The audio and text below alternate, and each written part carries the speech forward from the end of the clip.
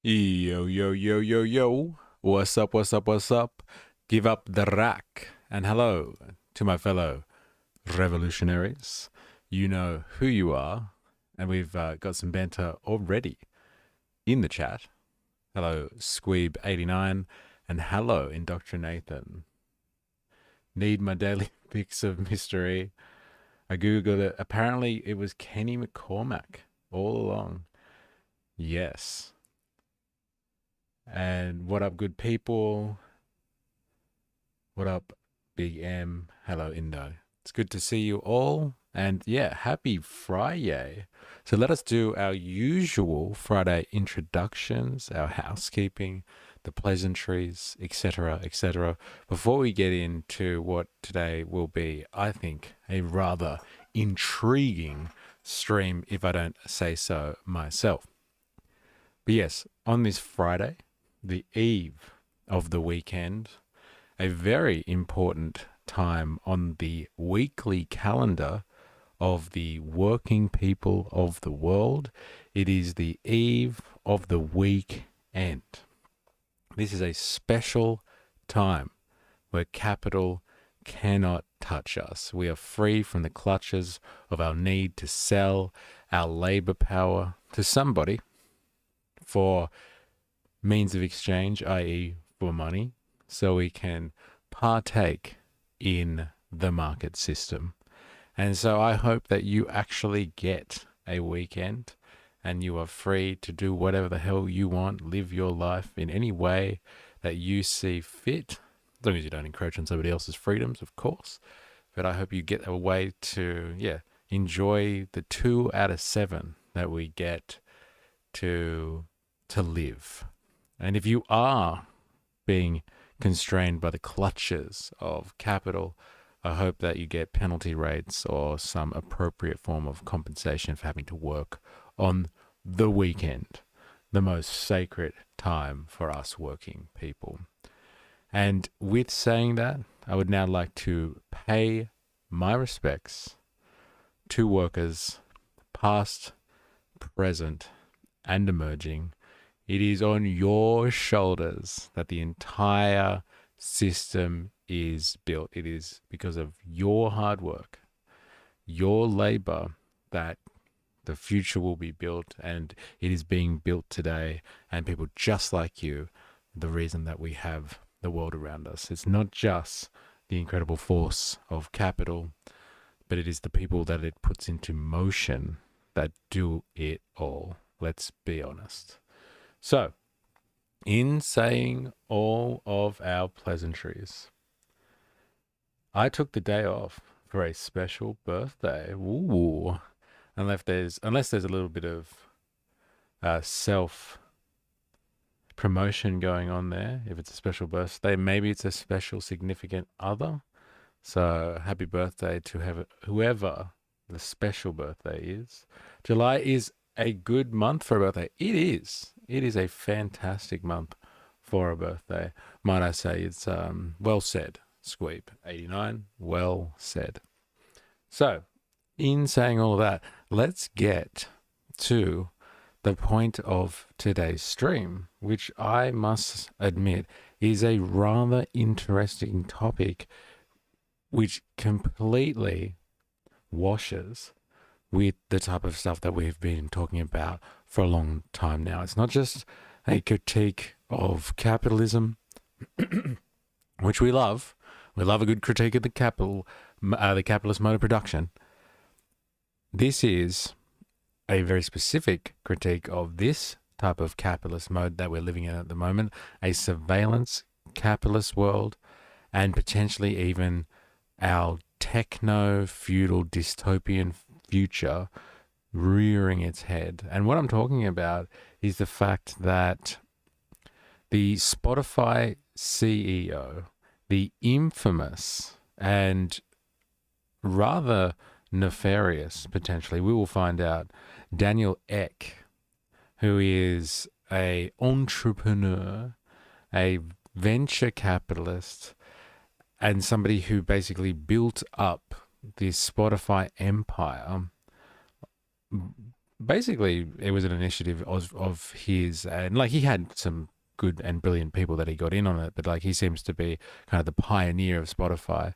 But like he has created a multi-billion-dollar streaming platform, and he himself is a multi-billionaire. That's right, not just a multi-millionaire, but a multi-billionaire. It's not enough to have 1 billion. You've got to have tens of billions of dollars in your name, which I think a lot of people would rally behind when you say something like, is there really a need for billionaires in the planet? Like, there must be a threshold where you've got enough money to your name, whether it's sunk in assets and, you know, it exists in markets somewhere, what have you, who cares? There must be a point, and well beyond the accumulation of at least $1 billion, there must be a point where you've got enough. You've got enough. Because anything beyond that is used to simply wield great power. And we will get into that as well.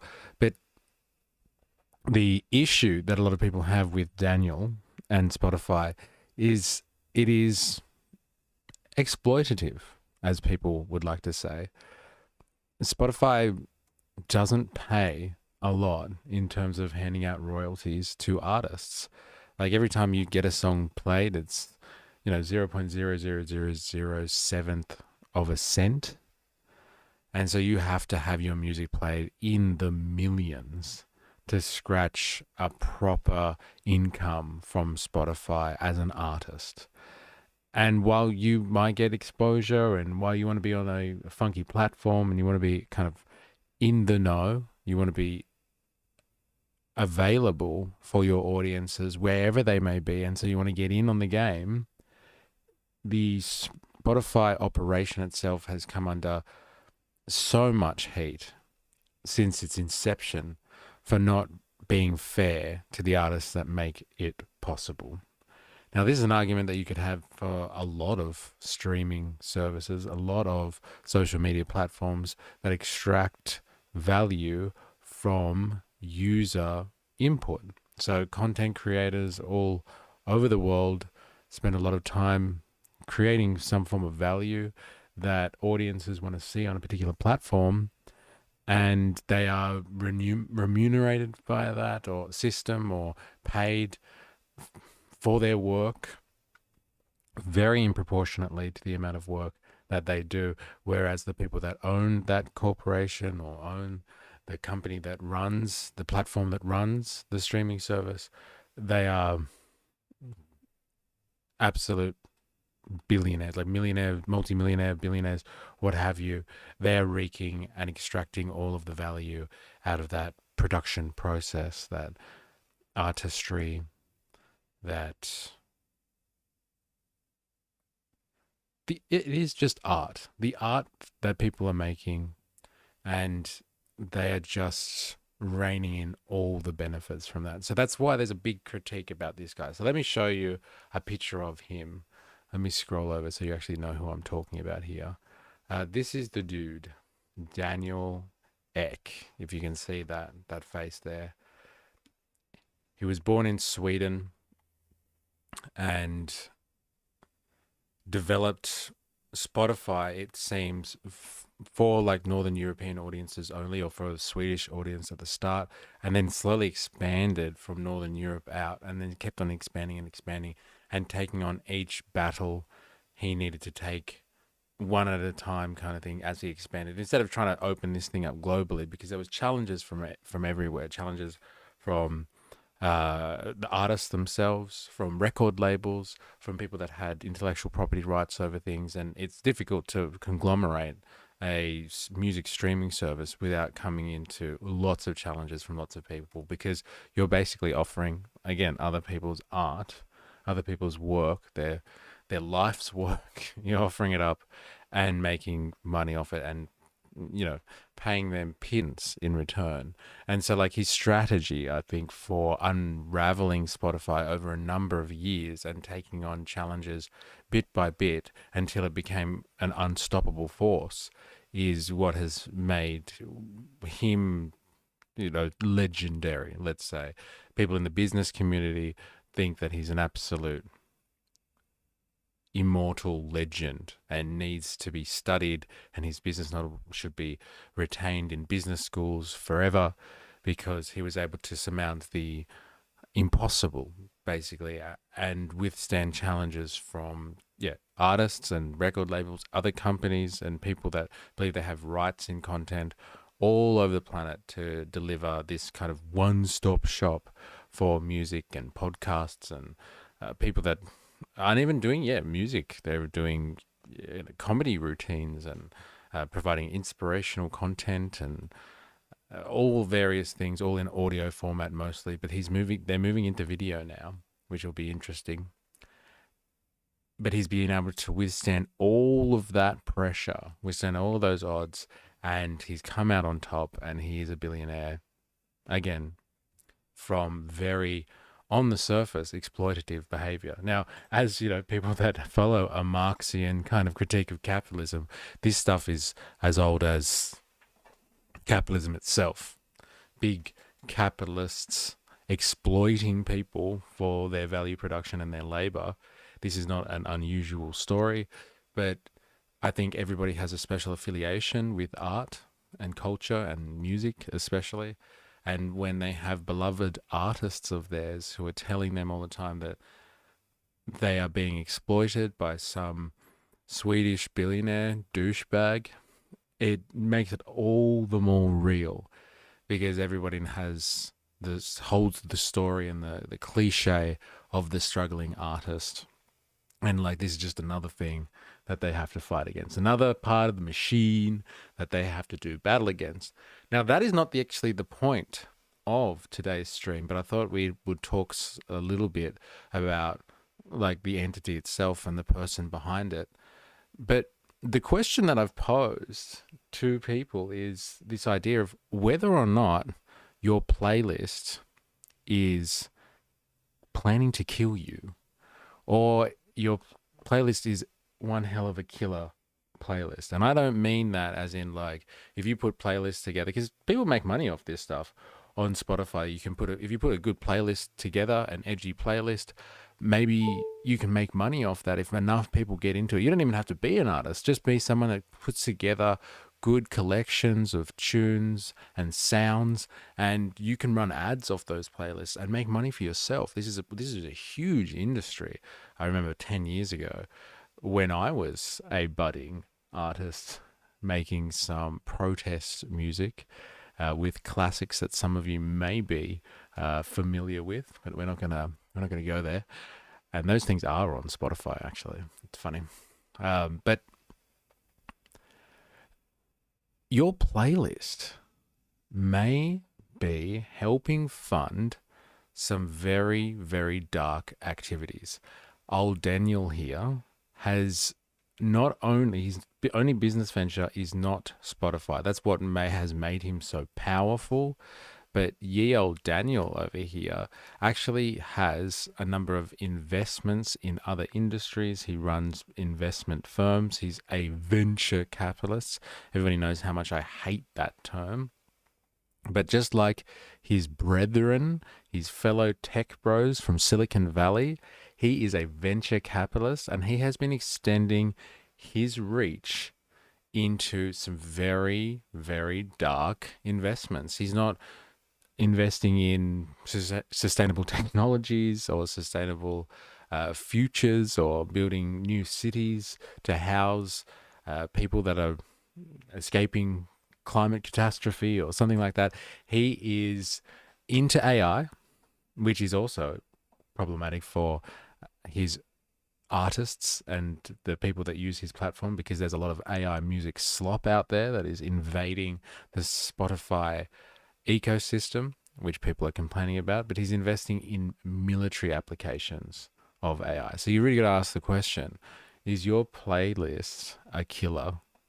And will one day the revenue from your playlists or your interactions with Spotify, whether you pay for it or not, whether you just watch ads on it, or whether you're an artist that are contributing to this platform and getting people to use it, which then funnels money towards Daniel and his investments, is your playlist and your interaction with Spotify may be putting you in danger. Is it going to kill you or others or other people that you might not want to have to deal with? Is it helping kill people around the world? And the answer to that is unequivocally yes.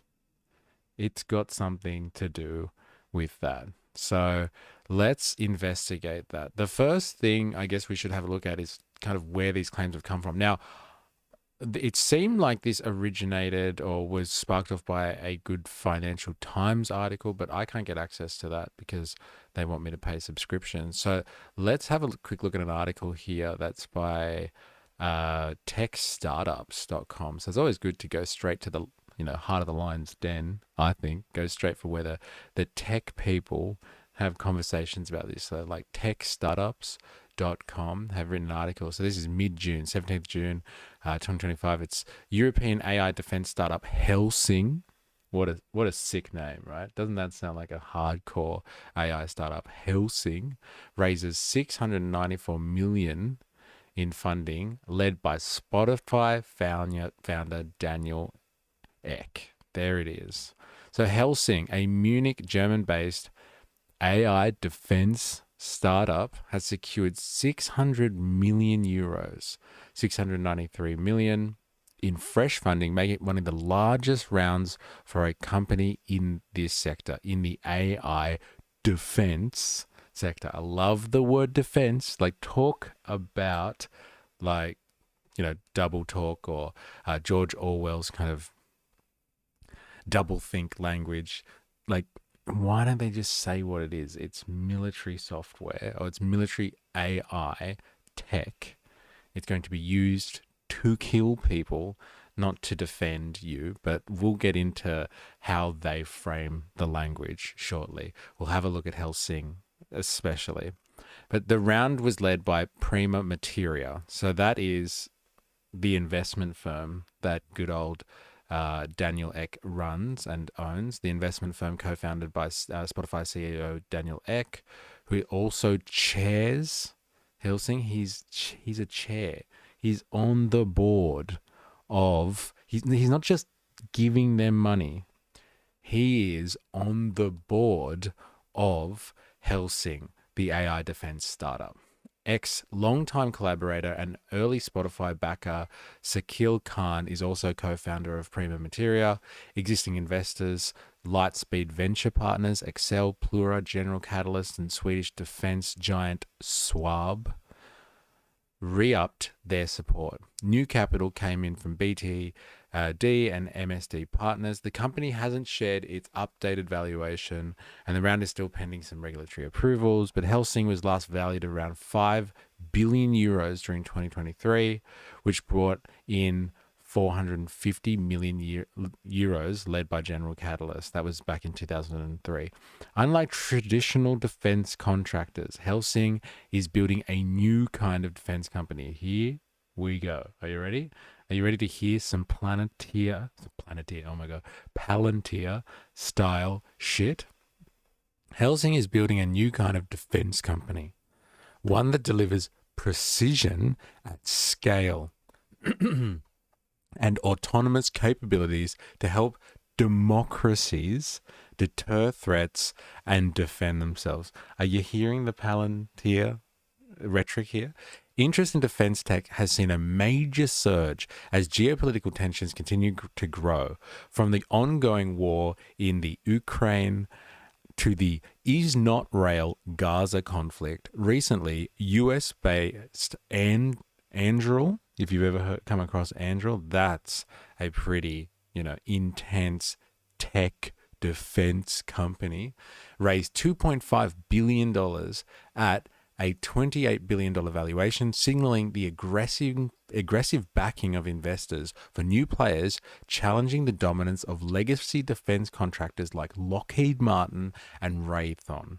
So if you're not across this type of stuff, like, there is a battle going on in the capitalist class itself And it's a battle that's going on inside the military industrial complex. For a long time, you've got military contractors, et cetera, who are traditionalists, who really just, provide the bread and butter style defense technologies, like actually like, missiles and tanks and shit like that. And now in the information age, because of the AI revolution, you have tech companies muscling their way into the military industrial complex and looking to cede power from the biggest players out there, like the biggest military contractors and providers like on earth, which have just done immeasurable damage to the entire planet and the human race, but like big business, huge money.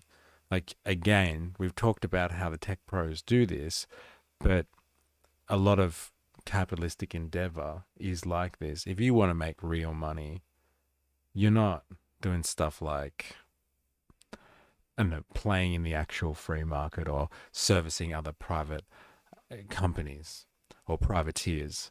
You go for government contracts. That's where the fucking money's at. Let me just say. Let me just check the stream chat quickly, just in case I've missed anything. Gotta always keep an eye on the stream chat. Oh yeah, there we go. I knew it wasn't refreshing. Yo. What's up, Avalava? Good to see you. I've missed a bit of banter in the chat, in the stream chat here, though. 4AS is in the house. Now, apparently there's a race to be Mystery's top fan. Yeah, look at that. What is this little symbol? You can put a little, like, hat there with a number on it. Yeah, what's this about? It's good to see that there's additional functions going on. I just needed to get some sun and touch some grass. Yeah, I think we all need to touch grass. It's a good reminder, actually. I get caught in a stream loop sometimes. Gotta go outside, get some fresh air. The movie industry is fucked, says Dilemmas85. Good to see you. But the music industry will survive. Seeing live music never gets old. It's an interesting take, a very hopeful take, and I hope you are right about that one. I do. People do love live music. They do. Kenny Chaos is in the house too. It's a similar situation to the creation of Apple Music, ain't it? Unrealistic consumer demands leads to unethical production models. There it is. There it is. This story really hasn't got enough coverage with all the crazy loud fascist stuff going on. This is just quiet fascist stuff. And I think there's a good point there, because like the tech bros and their techno feudalist agenda is very fascistic. Let's be honest. So we will get there. We will get there. Scream, don't buy defense tech that can be remotely disabled when you stop paying bills and placing orders. Region/geography resilience is a must. Yes. Yeah, that's a really good point, hey? Like, this is the world we're going into where, you can be switched off from lots of stuff. Steven Z, sorry I'm late. I twisted my ankle running from the man. Okay, well, you are excused then, as long as you're running from the man. That's interesting. But yeah, good point, actually, Screw. If you're thinking like geopolitically about where you should be getting your tech from, and you're investing in the type of tech that we have at the moment, but a lot of it is remote now, remotely operated. This is the new age of warfare, and it is Palantir inspired data analyst LLM interface, looks like a computer game, and you can understand the battlefield like never before. It really does. All this stuff does make it all seem like a computer game. And this is where we are heading. In Europe, funding for defense, security, and resilience startups reached about a record 5.2 billion in 2024, according to the NATO Innovation Fund. NATO Innovation Fund. Whilst most of the VC market, fuck, I hate that term, has taken a hit, shrinking 45%, this sector grew 30% in just 2 years. So like all that, talk about, the Europeans, they're not doing enough, they're not spending enough, etc., etc. They've been lazy and they've let it go. They've, let their stockpiles deplete. They're not ready to take on Russia and defend Western Europe from the evil Eastern invaders.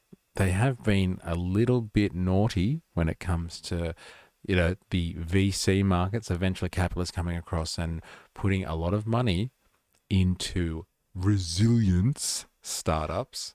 So like tech, military stuff, let's be honest. Founded in 2021 by Torsten Riehl, Dr.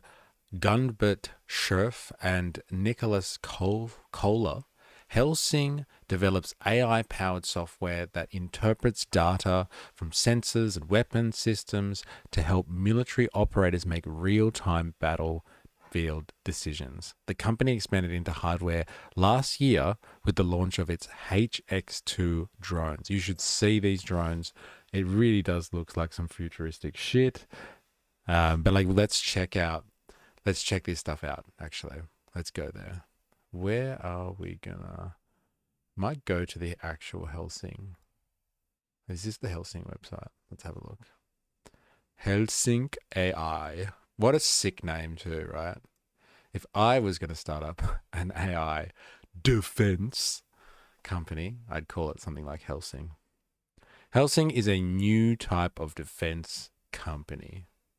Are you ready for this? I'm trying to expand that a little bit so you can actually see it. Oh, actually, no, you do it like this.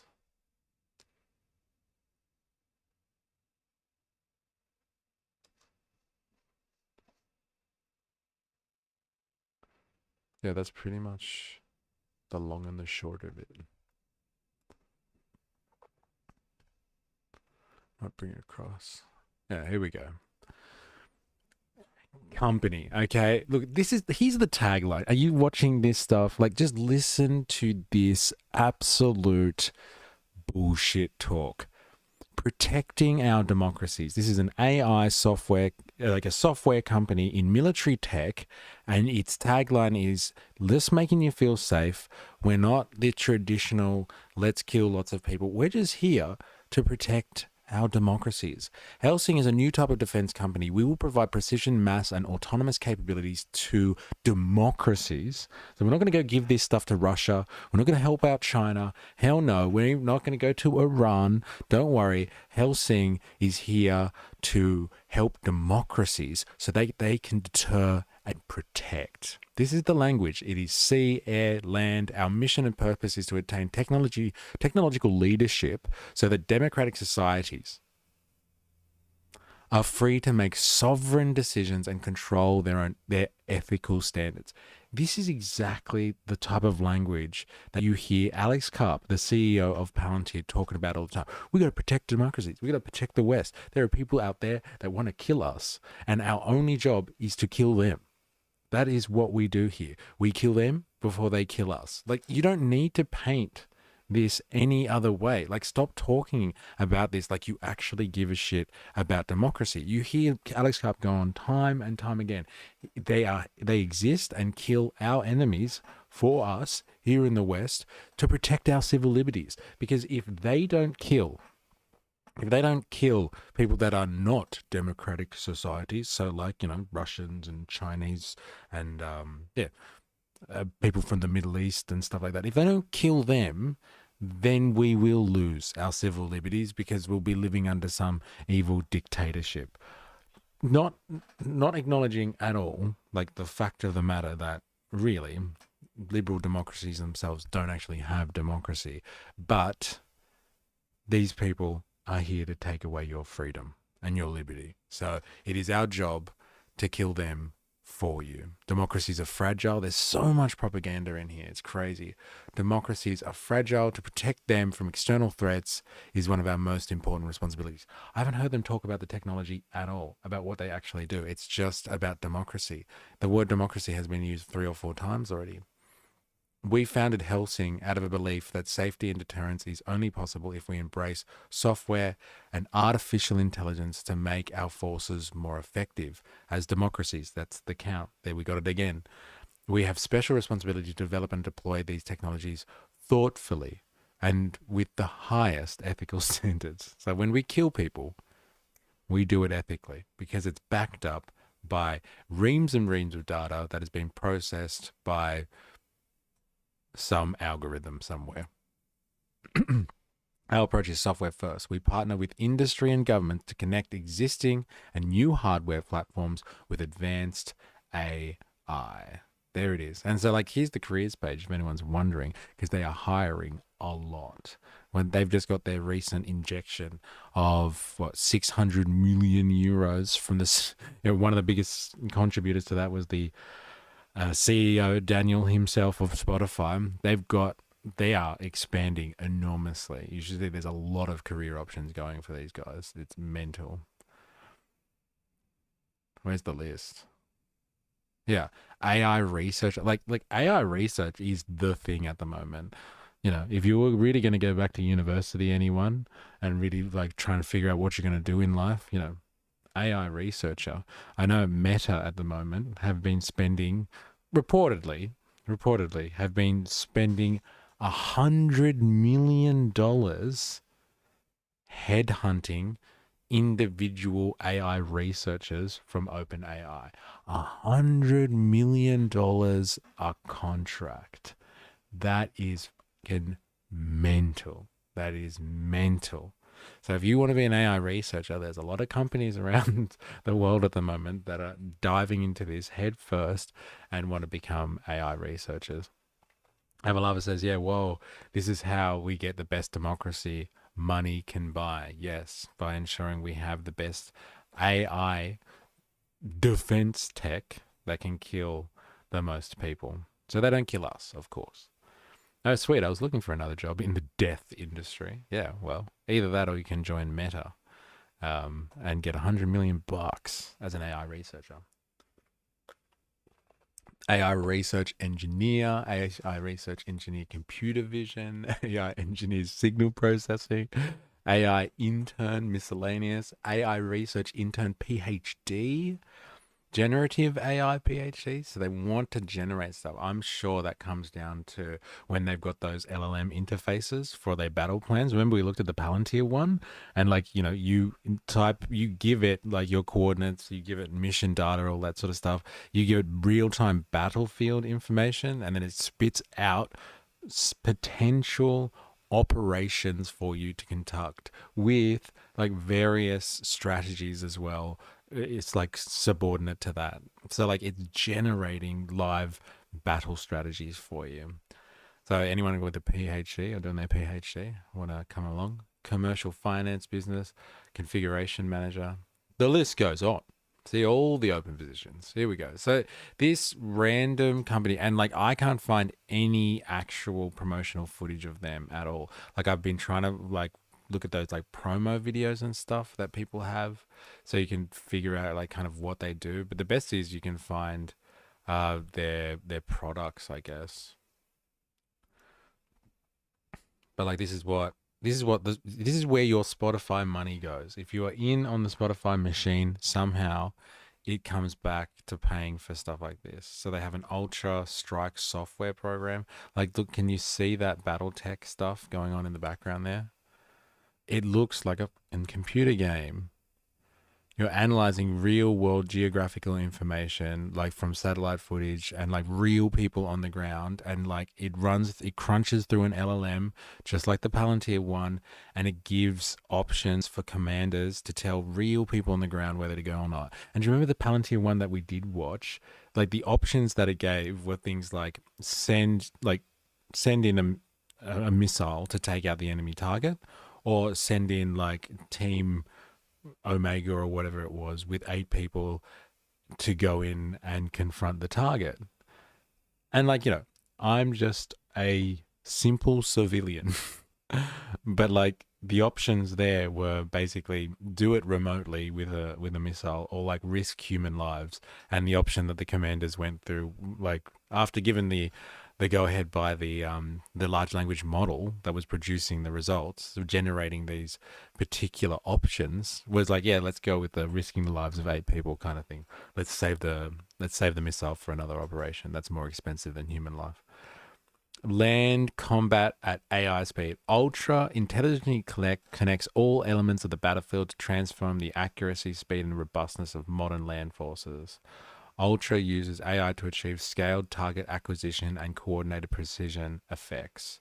Drones and ISR assets gain the ability to penetrate heavily contested electromagnetic warfare environments while allowing artillery systems and other effectors to engage targets with superior hit rates. Like you can wage war from the office, ladies and gentlemen. This is the future, and this is where your Spotify bucks are going. This is where it's all going, ladies and gentlemen. Mental stuff. Absolutely crazy. And so, yeah, they are developing a lot of drone technology. So they've moved out of just doing like software and they've moved into the AI world. So that's Helsing. And so, like, let's just go quickly back and finish off the article because I think there's some important stuff to learn from all of this. As Europe rapidly strengthens its defense capabilities in response to evolving geopolitical challenges, well, I wonder what that's going to be. There is an urgent need for investments in advanced technologies that ensure its strategic autonomy and security readiness, X said in a statement on Tuesday.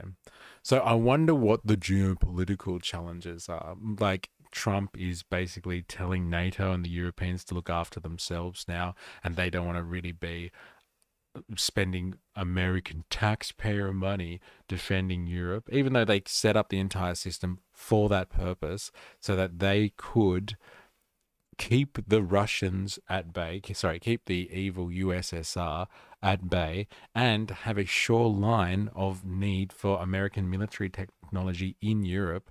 They set up the entire system for that purpose, and then like backing out of it, saying that the Europeans have been lazy, which they have, let's be honest. They've kind of rested on their laurels while the Americans just took over anyway. They were always in charge. But now they're like scrambling, the Europeans. They are absolutely scrambling because they are faced with what to do with Russia. And if the Ukraine goes down, if the Russians succeed in whatever they wanted to do, it brings the entirety of the Russian Empire, let's just call it, a step closer to the actual NATO boundary. And like all the countries that are right there on the other side of the Ukraine, they are arming up big time. They are arming up big time. They don't have like the memory problems that a lot of other English speaking Westerners have.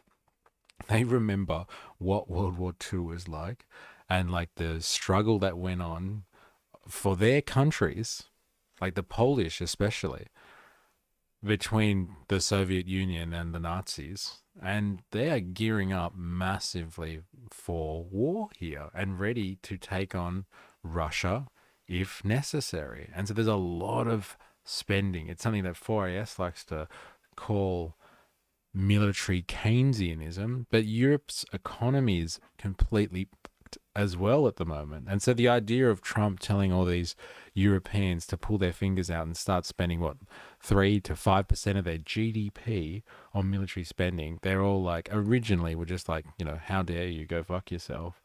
But a lot of them are seeing the writing on the wall and they're thinking, well, America, we probably can't trust them. And Russia, Russia is a problem. Like Putin, he has a plan.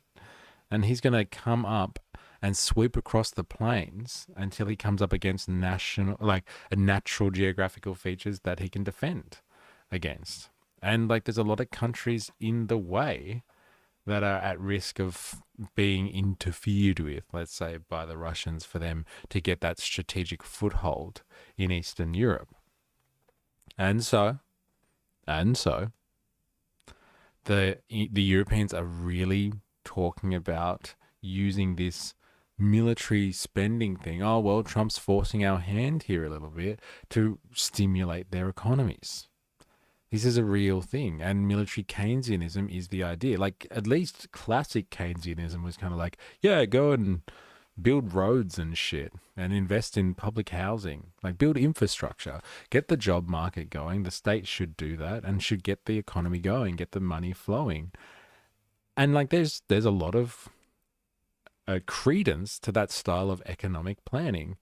If the economy is stagnating, you can't just wait for the private sector to pick up on that stuff. The government has to do its job to make the economy circulate, to make money flow. But like this time, here in the 21st century, in the face of the war in the Ukraine and what's going on in the Middle East, this time the Keynesianism, how the Europeans are going to stimulate their economy, is by buying lots and lots of weapons, which I'm sure everybody's across, but this is the terminology they're using. It's military Keynesianism. So let's have a look at that, shall we? Jackie Bailey, they're ready to die for their overlords. Sick. Yeah, pretty much. Pretty much, unfortunately. And it's going to be a tech-powered death this time. Let's be honest. Let's be honest.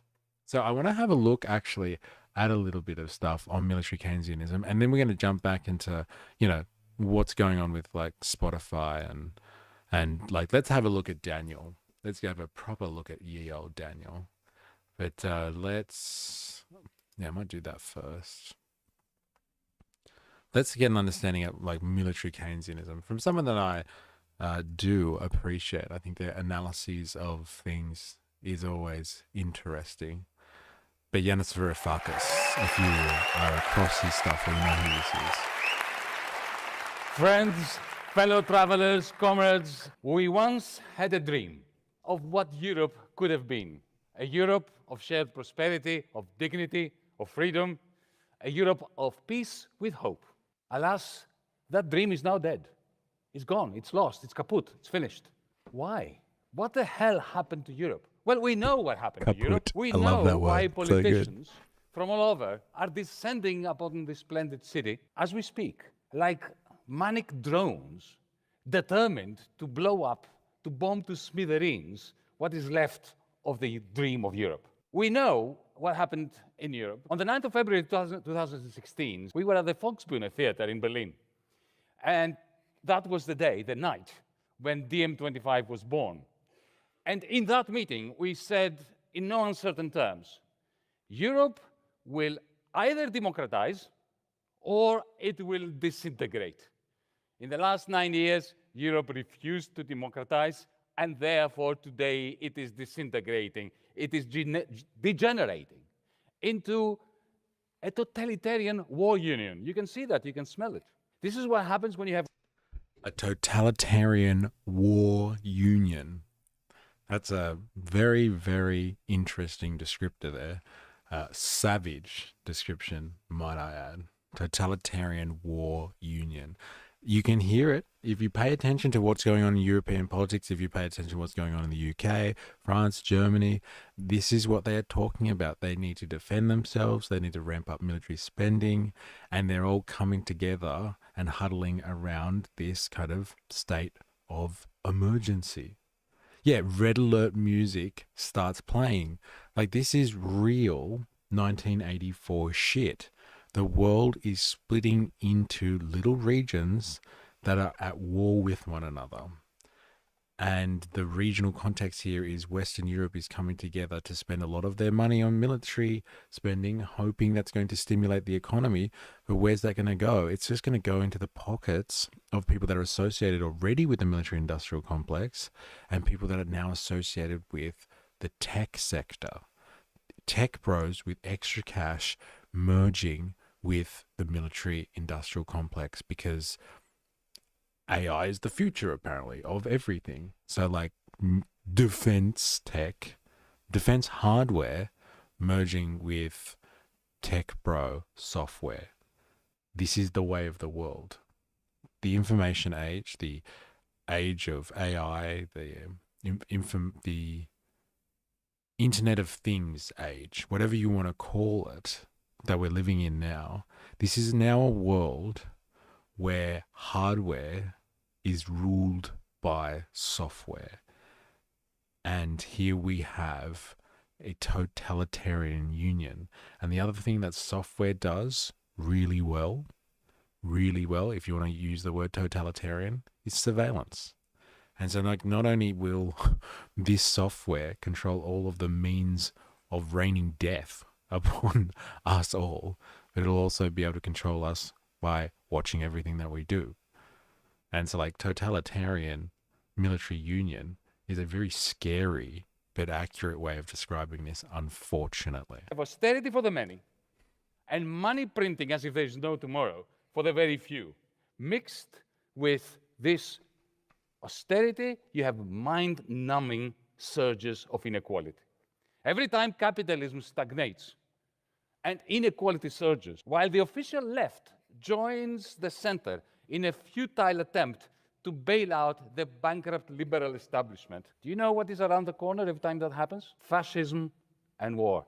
Just like in the 1930s, two varieties of totalitarianism began to tussle for power. The radicalized neo-fascist right promises to make us great again, not through ending austerity or exploitation, but through a moral reckoning, a kind of cultural cleansing that targets the impure foreign bodies in the pure body of the nation, or at least the Christian, white, patriarchal Europe. Foreigners, trans people, lesbians, Muslims, and Jews, particularly those who don't support genocide, are proclaimed the enemy within. On the other side, you have the radicalized totalitarian centrists who succeeded in retaining their relevance as the only bulwark against the fascists. How do they do that? Totalitarian centrists, eh? 4AS, there's one for you. This is the radical center that we were just talking about. We've got a podcast coming out on Sunday. If you're across our podcast channel, the Revolutionary Think Tank podcast, where we're speaking about this issue. The totalitarian center, the levers of control of the corporate cabal that really controls politics in liberal democratic societies. The corporate system is really in control of power, and it does so through the radical center. It's an interesting concept. He calls it the totalitarian center. There you go. Thank you, Giannis. He's always got some interesting vocabulary. With policies that deepen the crisis that fuels fascism, and thus their own claim to be the only bulwark against fascism. This is the definition of a perfect vicious cycle that fuels totalitarianism. Like Tweedledum and Tweedledee, the radicalized totalitarian centrists and the radicalized neo-fascists, they are sucking the air out of democracy, making totalitarianism great again. Every variety of it. Lest we forget, we did not have to wait for fascists to win government before our Greek referendum of July 2015 was banned because they didn't like the outcome. We didn't have to wait for the fascists to win government before they fired Melanie Schwarzer from her job at the German civil service for failing to support genocide. We didn't have to wait for the fascists to win government before they banned me from entering Germany, even via Zoom. We didn't have to wait for the fascists to win government before the Romanian presidential elections were cancelled simply because the radicalized totalitarian centrists didn't like the outcome. The only substantive difference between the 1930s and our times today, do you know what it is? Tweedledum, that is the radicalized totalitarian centrists, and Tweedledee, the radicalized neo-fascist parties, they have traded places when it comes to war. Somehow, confusingly, Tweedledum, the radicalized totalitarian centrists, who are weaponizing military Keynesianism, are crying out for more war, for an endless war. And the Tweedledee part of the equation, the radicalized neo-fascists, they are advocating for peace. Well, a very steely, very ruthless, very chilling form of peace. This is a very, Giannis is so good, isn't he? He's everybody's favorite professor, that is. I'd love to sit in on one of his lectures, which I know 4IS has, and I'm jealous. I'm very jealous. But here it is, okay? This is a very interesting inversion of what is really happening on world politics right now. He's talking about the centrist parties or the centrists of Europe, which are the people that are in power at the moment. They might seem like they're on the left side of politics, some of those politicians, but like the main economic driving ones of Western Europe, they have centrist governments that are in power, people that have usually been employed by the corporate cabal that really runs your nation's economic interests, so your political interests too. This cabal has a group that are supposed to stabilize things. The centrist politicians out there, they're supposed to keep the economy flat and like good for business, let's say. And these are the ones that are advocating for war. They want military spending so they can ramp things up to help fight against, Russia, or, fight against terrorist threats that are coming out of radicalized elements in Iran or the Middle East somewhere. They're advocating for military spending, ramping up military spending, because they know that they're going to have to enter into the theater at some point. And yeah, he's right. There are right-wing elements like the ADF in Germany who are just like, no, we don't want wars. And like you've got Trump and MAGA supporters at home. They're just like, yeah, pull us all out of the wars around the world. We want peace. We don't want Americans dying in other people's wars anymore. And so like there is a weird inversion going on where the center, which has been, yes, ordained by the capitalist class out there to make sure that everything works well and is, like I said, good for the economy, good for business, are now advocating, they're war hawks, basically. They're hawks. And yeah, the right wing of Europe is kind of a little bit like, no, let's look after our own nationalistic interests and not be provocative. Let's not be belligerent here. Let's not piss people off or poke the bear. Let's just look after our own national interests. It's a weird dichotomy, but he's right. There's some changing of places going on, and it's a bit strange. Jackie, they're getting so close to their 1,000-year reign, they can taste it. Whoa. For us, those radical centrists. There it is. Jackie, I'm not sure. Have you ever been in a stream before? I'm not sure if this is your first time or, you've been across this. But let us know if this is your first time here. Let us know how you found us and introduce yourself, please. She has. Okay. All right. So maybe it's been a few weeks since I've seen you. Apologies. Just not in a while. 4AS monitoring. You are my moderator, 4AS. Thank you. All right. Back to Yanis. Yes, in 2015, 2016, we foretold all that at the Volksbühne Theater. But that didn't stop us from failing to stop it. A cruel reminder that being right is not everything. Why did we fail?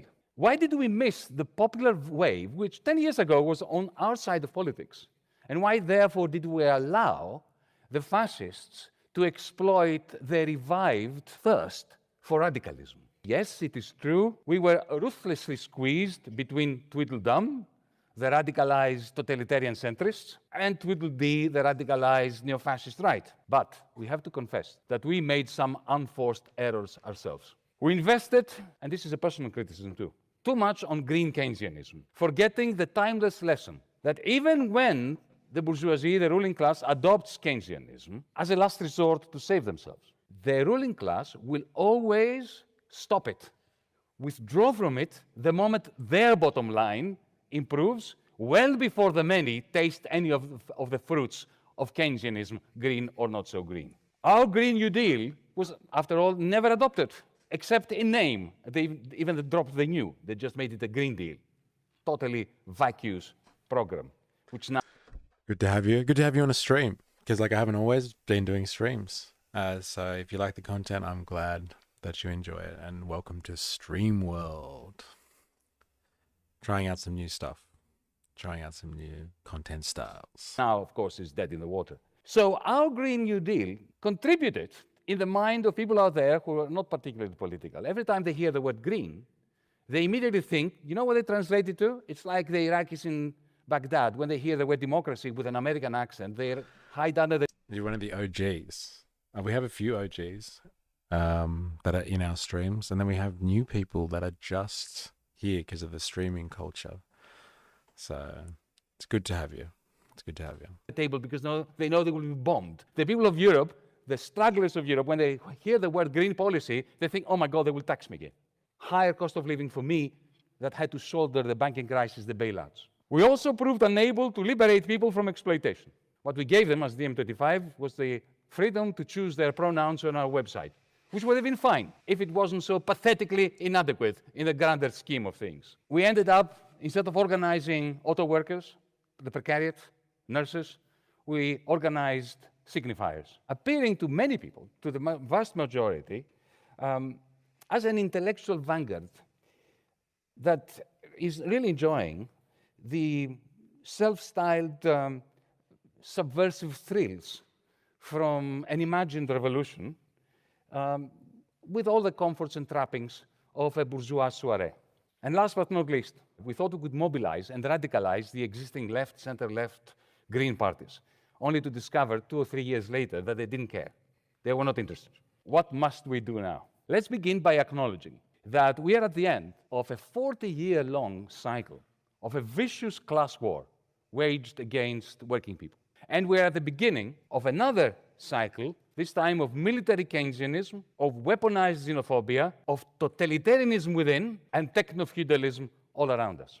So it's time to be bold, time to be clear on 7 crucial issues that must become 7 crucial campaigns. On security and peace, or peace with security, and how to end the carnage on the killing fields of Ukraine, where lives are being devoured by a ruthless mechanical precision. Let us reject outright Donald Trump's... There it is. It's being done with ruthless precision. It's true. This is what's going on. This is tech warfare that he's talking about. And this is where Europe is heading. This is where the world is heading. We are fully enveloped in a trajectory, like just going full ball at this as fast as we can, moving towards this tech solution for everything, including the military. And so like all of this spending, like, did you see the money that this tech startup, like I was doing some research on Helsing before we started this stream. Helsing is 4 years old. This is not a company like Lockheed Martin or Raytheon that has been around for like, a century, servicing the American state, providing them like proper military hardware and developing military technology, like how to create more precise explosives and more precise projectiles that can, armor pierce from, a couple of miles away. This is like, that's like developing science and technology in the real world.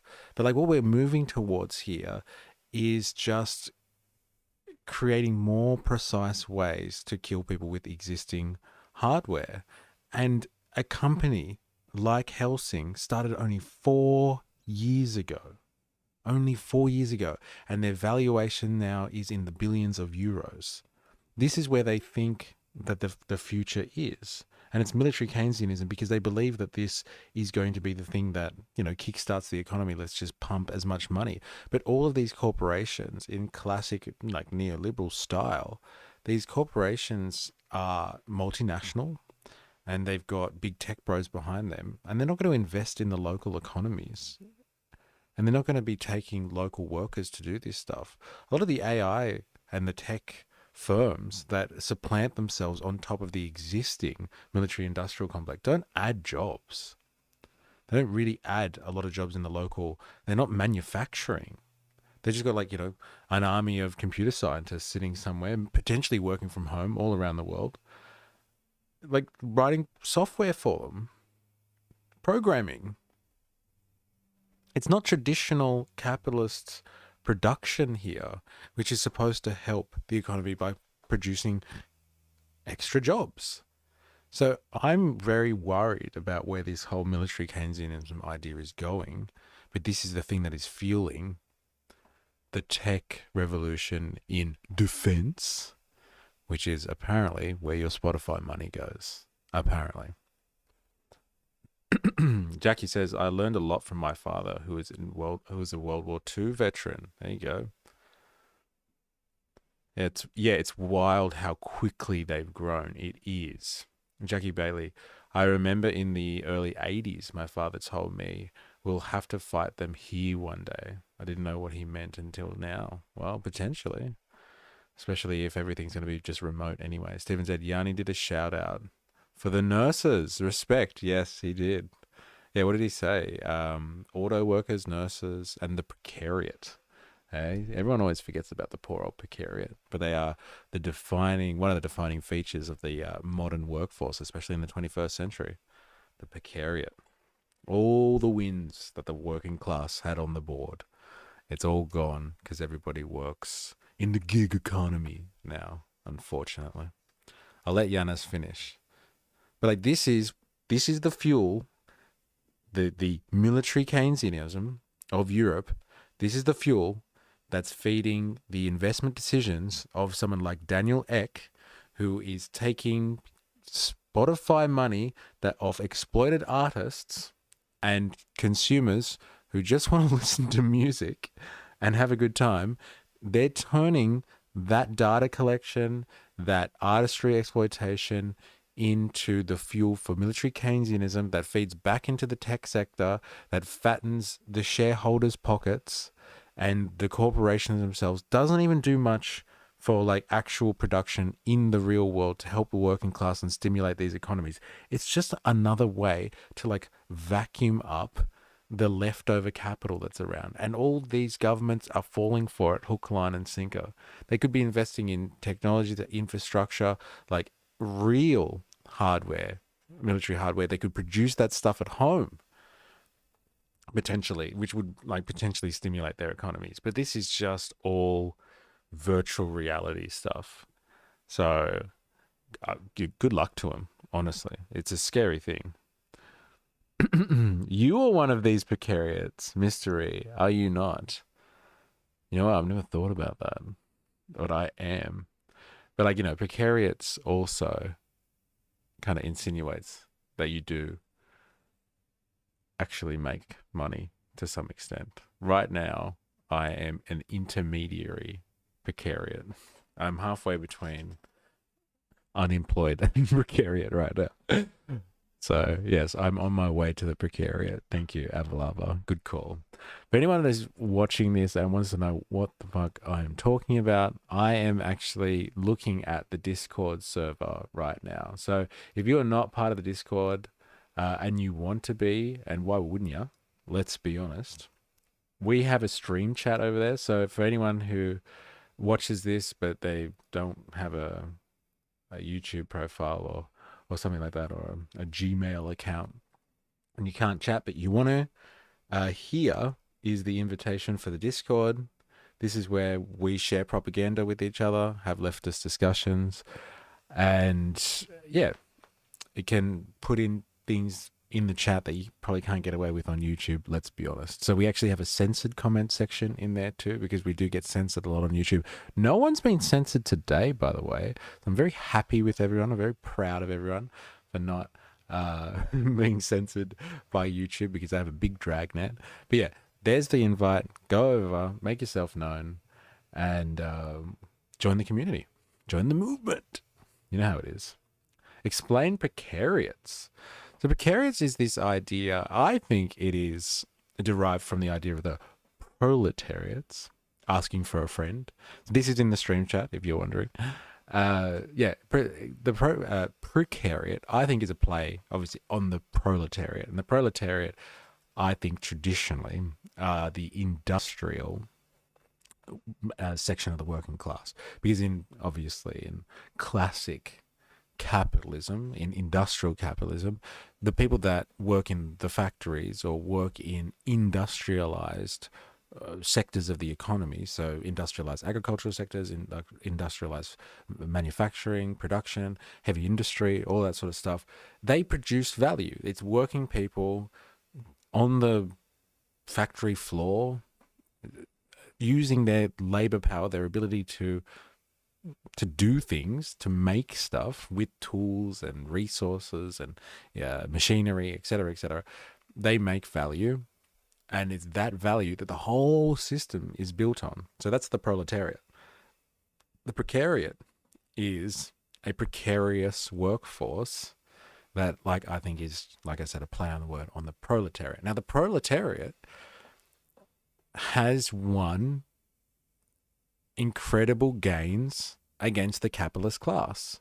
They've won things like good conditions, like a 8-hour workday, holiday pay, maternity and paternity leave, sick leave. They've won concessions from the capitalist class, so they're not just like day laborers, where they every day could be another adventure about whether you work or have any stability in your life.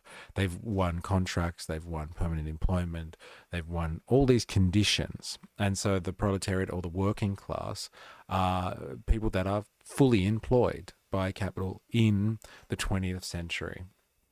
Because, like I said, they won conditions. Now, precarious workers are people that still are working but have none of those conditions. They're precarious. They have precarious labor.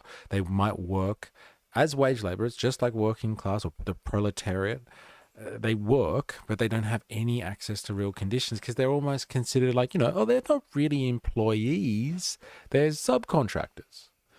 And they don't really work for us because they work for themselves. And we just give them jobs like a subcontractor, actually. And so as contractors or something like that, or people that are entrepreneurs, they're business owners in their own right, and we just feed them jobs and they get to choose whether they take them on or not, like an Uber driver or something like that.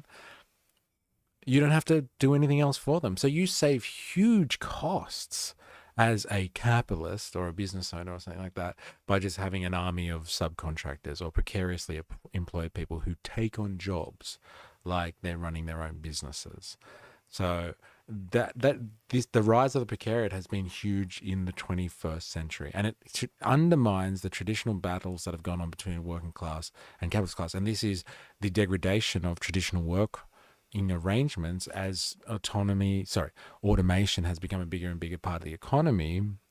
You have a degradation of the power of labor versus capital. And lo and behold, this has also happened as a result of decades of neoliberalism, which is also aligned with the death of the union movement. Like, union movement, very strong up until the 70s and the 80s, and like has really died across much of the advanced world.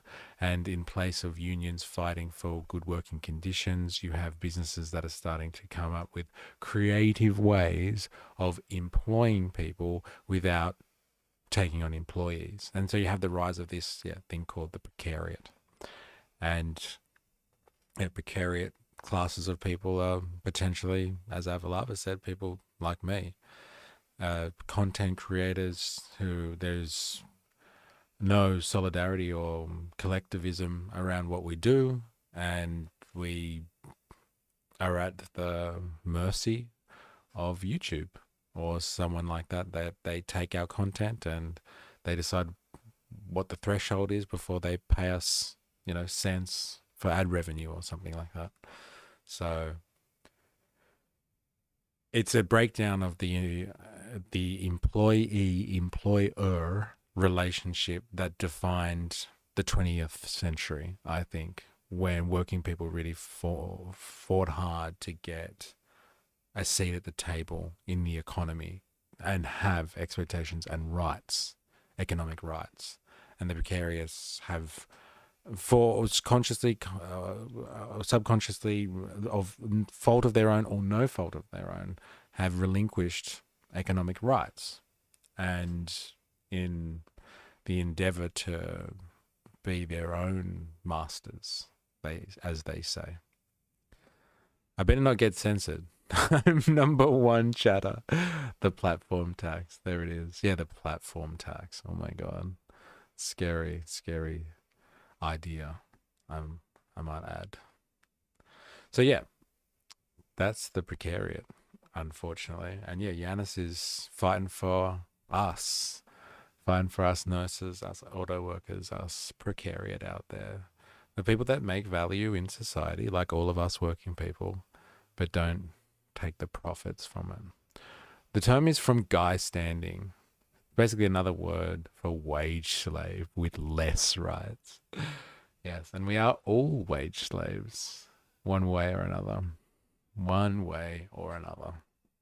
Let us continue because I want to get to some more about Daniel Ek, the Spotify guy. I'll let Giannis Varoufakis continue because everybody loves a bit of Giannis apparently. Today is Giannis Friday.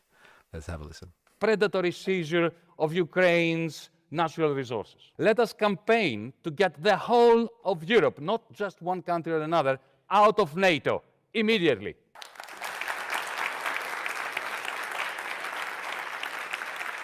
There is no point in NATO. It has been proven. Donald Trump has proven. We should have proven it before Donald Trump. But we need to get out of NATO. Brussels needs to throw NATO into the sea. Let us plot a course to a non-aligned but never neutral Europe. A non-aligned but never neutral Europe.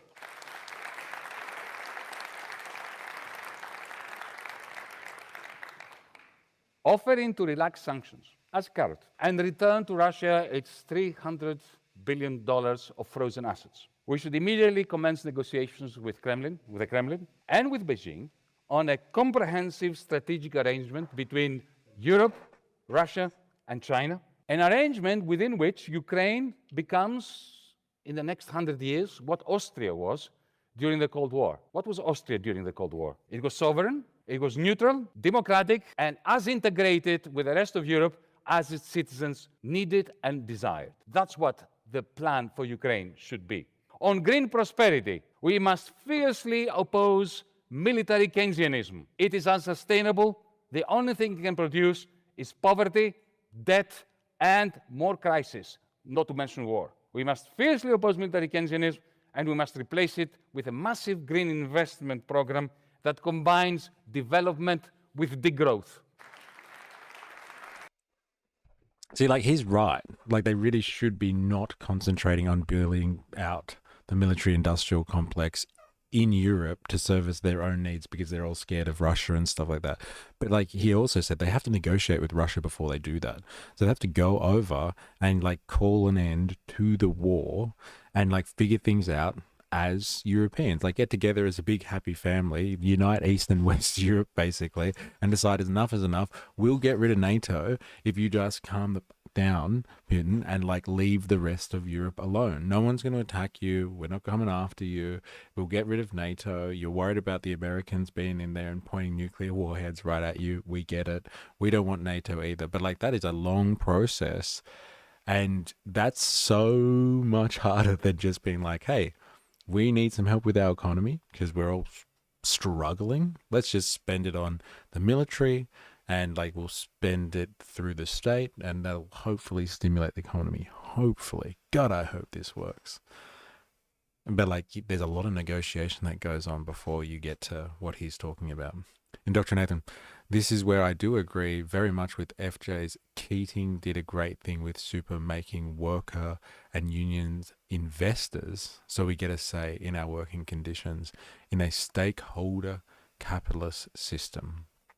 Great initiative. Absolutely. Got to agree with you there. Great initiative. And, you know, hopefully people really do get a say through the unions that are investing in this and the companies themselves, the super companies themselves that are investing in parts of the economy. But like if they start investing in this stuff, then it'll be interesting and controversial, might I say. Very, very controversial. So let's take it back now to the point of all of this. We were talking about military Keynesianism because this is what is happening. Your playlists, your use of Spotify, the exploitation of artists, etc., the fees that you pay are going to line Daniel Ek's pockets and then allow him to invest in military tech. Military tech, as in the future, military software, algorithms, AI systems, etc., etc. So we're going to have a look at another article that's basically talking about that. And here's the image. This is what Helsing. This is their promo. Like, I tried to look for videos of what Helsing does and stuff like that, but all I could find was pictures. And this is from their official website. Dude with laptop in bunker, surrounded by sandbags. This is the future of warfare. Dudes in remote locations with laptops, deciding, pressing enter, function, kill. Spotify's Daniel Ek just bet bigger on Helsing. Bet bigger. Because Daniel Ek was already involved in Helsing. Anyway, remember, he's actually on the board. He's, I think, chairman of the board at Helsing. And he's pumping more of his money into it. When Daniel Ek isn't busy running Spotify or building a new AI-driven health tech enterprise, he's making massive bets on the future of European warfare. The billionaire, who primarily lives in Stockholm, just led a 600 million euro investment in Helsing, a four-year-old. Helsing is only 4 years old. That's like this is the money that we're talking about when it comes. Asterix, white dudes, says Avalava. Yeah, well, most probably, let's be honest. If this picture's anything to go by. Yeah, 4-year-old Munich-based defense tech company that is now valued at 12 billion euros, as first reported by Financial Times and confirmed separately by TechCrunch. I don't know about this one because I've seen other people value them at like half that, at like 6 billion euros. But whatever. Well, imagine that. Imagine you starting a business and 4 years later, it's worth 12 billion euros. Not Australian dollars or something like that, or American dollars, euros. Far out. These people know exactly what's going on, where the cash cow moves. And hello, thanks to this announcement of military Keynesianism, this is where we're at. The numbers help tell the story. Helsing raised 450 million just shy of a year ago. Now it's back with an even bigger round, led by ex-investment firm Prima Materia. So just a year ago, they got 450 million, and now they've got another 600 million euros. And what a surprise. What's happened between 2023 or was it 2023? Is it that? No, 2024, like a year ago, 2024, June 2024, and now Trump's gone in. He's told them they're not funding Europe, they're not funding NATO anymore. And like the Europeans are scrambling on defense spending. And here we go. They're, lo and behold, a tech bro, a billionaire tech bro is like, I'm going to put an extra, a few hundred million into this company. Obviously, they think they're getting a lot of military contracts from European governments very, very soon. It's part of a broader defense tech boom that is seeing money flood into companies like US giant Anduril, which just raised 2.5 billion, and European drone makers Quantum Systems and TechEver. Helsing declined to share further details about how it plans to use this funding. As for what exactly Helsing does, Wyatt said last year to think of it as turning modern warfare into something that looks more like a video game. And we've seen it, except for with very real consequences. The company's main products take massive amounts of data from military sensors, radars, and weapon systems, and then uses AI to create intuitive, real-time visualizations of what's happening on the battlefield. Instead of soldiers making life or death decisions based on phone calls and hand-drawn maps, everyone is seeing the same information, whether from the front line trench or a command center miles away. This is it. The this is the future. Absolutely. I feel like it could be the only ethical way to implement AI, having a majority stake by the people who it will replace in the workforce. Or playing bangers and dropping bombs on the same laptop. Yeah. I'm 3 years into my business career and still can't hit 100K. Well, you're just around, if you just get AI, you put the word AI in your business, you'll make $1 billion by your 4th year. That seems to be the trajectory of this stuff. Just put the word AI in it. So here it is. There's your Spotify playlist is going in to killing people, and it's all backed by the VC now himself. Like, all the tech bros love being venture capitalists. Daniel Ek. But like, who is Daniel Ek? Like, how did he rise to prominence? I want to have a watch of something, a classic, like, you know, one of those YouTube information style videos of who Daniel Ek is. So let's get across the man himself. This is just to remind you. Where is he? Mr. Daniel Ek over here. Let's get an understanding of where the hell he's come from. What's his biography? Let's have a listen.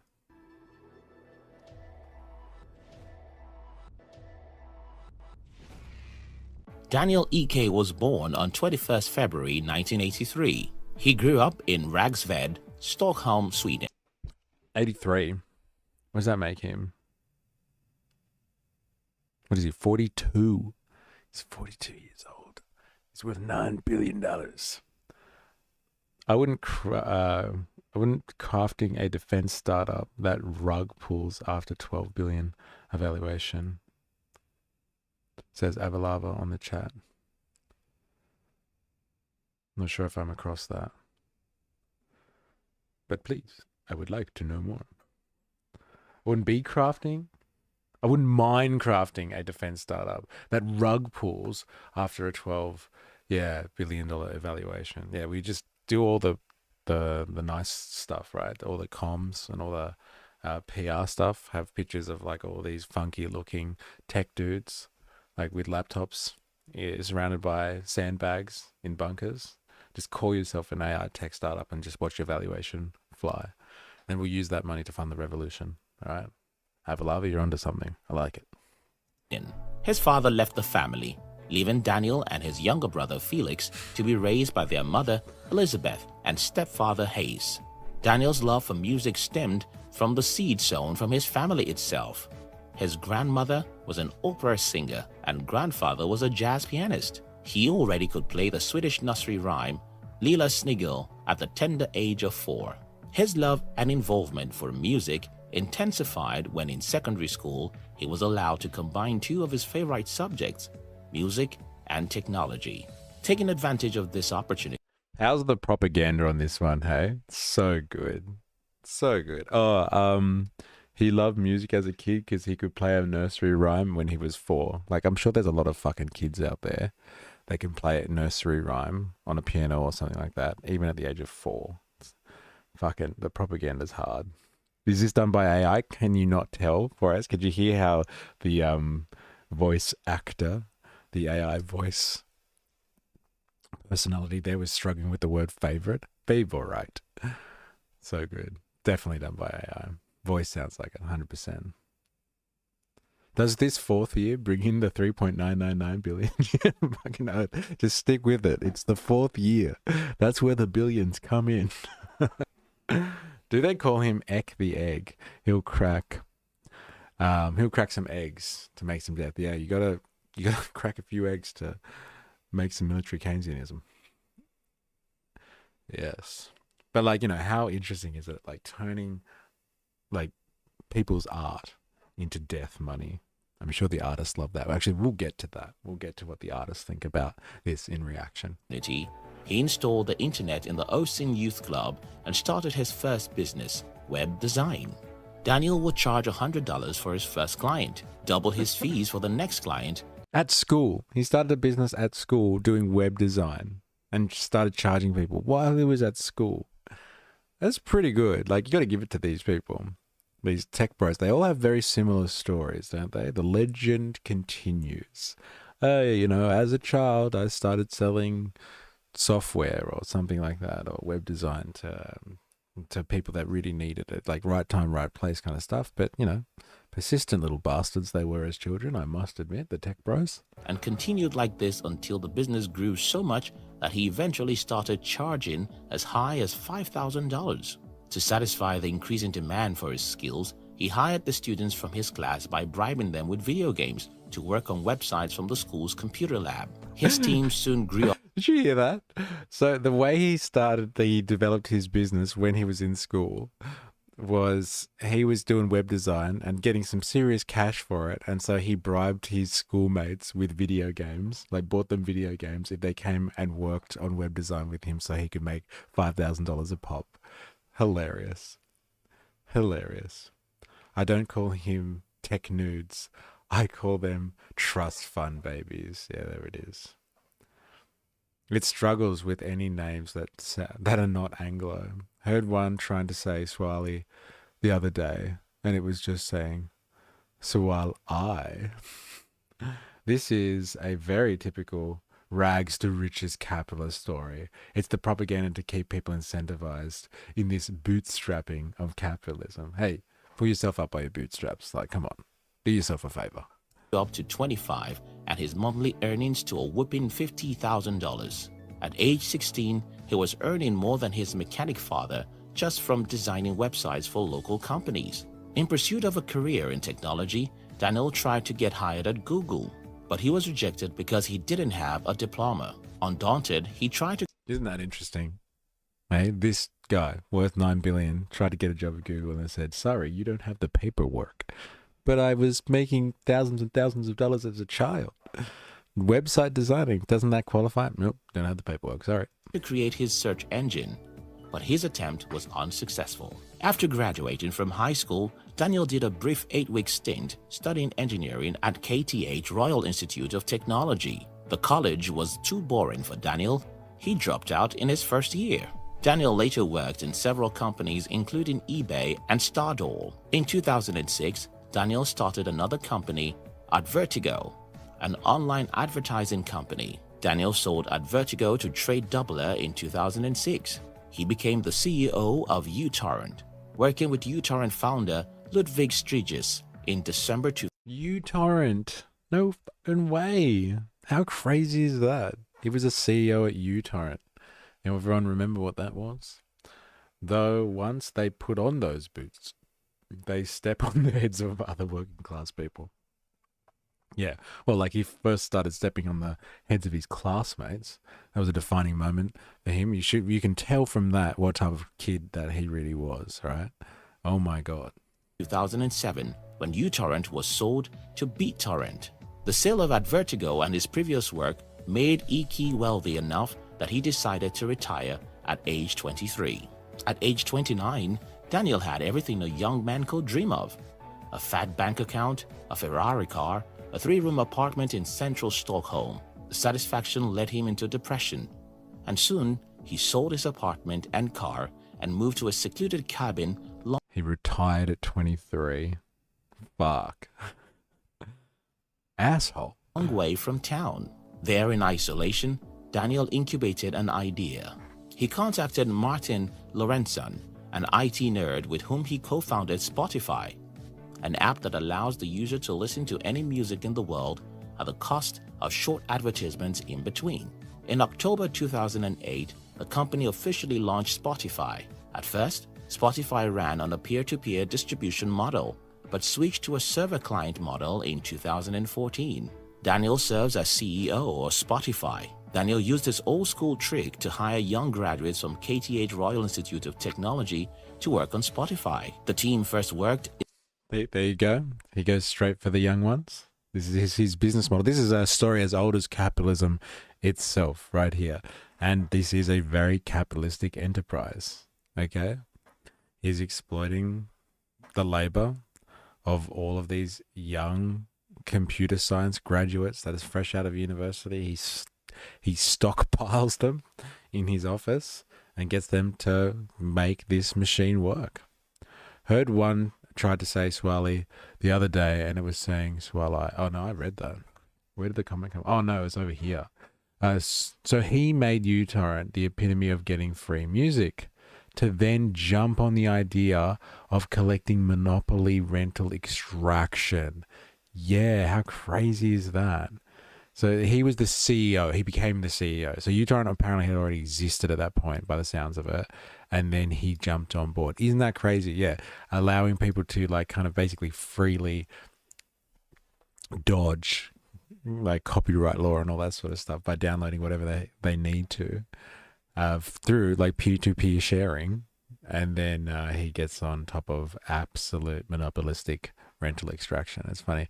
We lost so much when we stopped peer-to-peer sharing. Yeah, I know, right? The internet had so much promise. In a small office in Riddargatan in Östermalm, Stockholm, before its official launch in 2008. Spotify received a huge positive response from all over Sweden. Company targeted one country at a time, a pace that helped them to focus on a particular region completely to provide better quality and huge playlist. Spotify's business model contrasted from other streaming services because it did not charge users for song downloads. Rather, it offered users free music if they were willing to view or listen to the advertising. Customers can choose to opt into a monthly payment between $5 to $15 to avoid advertisement, or continue to enjoy free streaming with ads. It was an undeniable case of innovation that was widely regarded as crazy. Imagine millions of songs available for free with affordable prices for the premium plan, the possibility of sharing playlists with your friends and colleagues with 24-hour. Isn't it interesting in retrospect how people thought that was crazy? How like you would actually just let people listen to music for free and just hit them up with ads? Like people thought that was crazy back then in 2008. What a wild time 2008 was, eh? Access and more. It was a good initiative. Daniel and Martin joined resources to make it happen. Two genius minds who didn't care much for the money were looking for who didn't care much for the money. Come on now. Something that will give them another, less material kind of satisfaction. Daniel's early entrepreneurial days equipped him with the necessary leadership, patience, and skills to set off to the record labels on his odyssey. They also managed to convince other great minds to join the project as investors or in other roles. In 2008, after 2 years of trying to develop the service and convince notable record labels and artists to allow their music to be streamed on Spotify, Daniel launched the platform to European users. Owing to the difficulty in obtaining international license for music, it took over 2 more years for Spotify to finally launch in the US, where the company continued to face roadblocks, including boycotts from high-profile musicians such as Taylor Swift, alongside issues with major record labels and new competitors such as iPhone maker Apple. In October 2015, Spotify co-founder Martin Lorenzon announced he will be stepping down as chairman, and Daniel will be taking over alongside his current role as CEO. As of April 2019, Spotify has a customer base of 217 million active users in more than 58 countries and has raised more than $2.5 billion from funding. Today, Spotify has not ceased growing. This is due to its leadership model of unwavering. That's enough. That's enough pro-capitalist propaganda. But it's good to see like the trajectory of like how he came about and like what a predatory person he seems to be. Eh? Like honestly, what a character. What a character. Oh, Daniel exploits his classmates, exploits fresh university graduates to build his little empire. And then he's now investing in some very, very questionable stuff. Like I said, like you could be investing in anything. You could be investing in making the future. As a tech bro, you have like the world at your fingertips because so many people use your platform. And here you are investing in becoming a merchant of death. It's really unfortunate. I remember telling people about Spotify before it was popular. People thought it was strange. A year later, everyone was using it. That's interesting. There you go. You are on the know, finger on the pulse there, ahead of the curb. Yeah, let's have a look. Where is it? Here it is. So, Dear Hoof did not want its music funding AI battle tech, so it ditched Spotify. Drummer Greg, does anyone know this band? I don't know them. Like, here it is. This is from today, 4th of July. Drummer Greg Sauna explains the moral calculus behind leaving the biggest streaming platform. So obviously the artists that are big enough to stick by their moral principles are pretty pissed off with this type of stuff. I've always fingered the tech pulse, baby. It's so good. I'll finger anything with a pulse. Um, yeah, the artists that have the ability to be ethical, like they're not actually living off the proceeds of Spotify, will take a stance on this one. They're going to protest this. But like I guess all the artists out there that like don't have that ability and like actually need to survive somehow. There'd be a lot of artists on Spotify that would like rely on things like revenue coming in from streams like Spotify that can't have that ideological warfare against Daniel. But here we go. On Monday, the long-running indie rock band Deerhoof made an announcement. It was pulling its music from Spotify. Oh, really? I didn't even read it. All right, too bad. Too bad. Unless anyone knows a workaround to this type of stuff. Let's have a look for Daniel Eek. I'm pretty sure that's where I got that.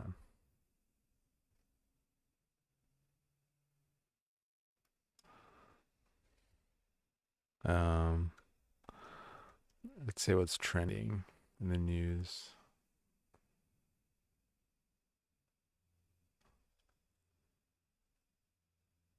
No, it's not here. Oh, here we go. Oh, this is the news.com article. Indoctrination.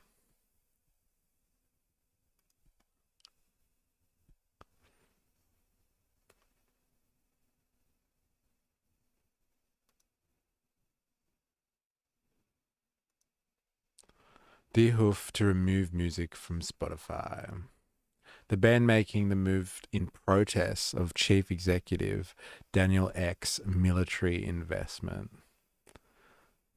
Deerhoof said that they are removing their music from the streaming platform Spotify, announcing their intention. The band explained that they had reached their decision as a mark of protest for Spotify Chief Executive Daniel Ek's ongoing investments in military technology.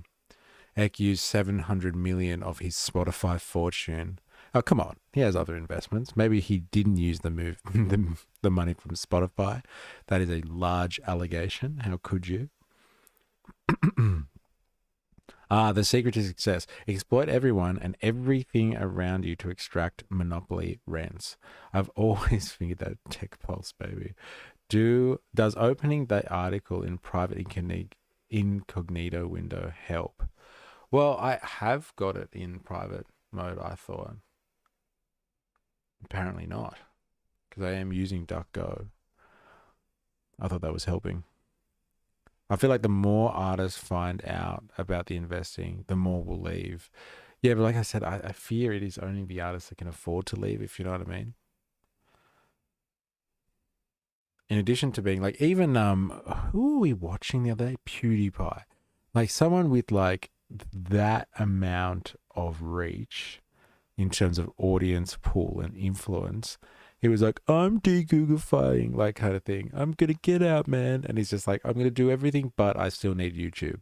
And it's just like, well, if you're really that large, like you can tell your audience, reach out to them and say, I've got my own website now, or I've got another platform that is outside of the Google realm, but he can't do it, can't detach himself from Google. So that I would say, yeah, there's a lot of artists, unfortunately, that wouldn't be able to make this statement. So like full kudos to the ones that have the balls to do it.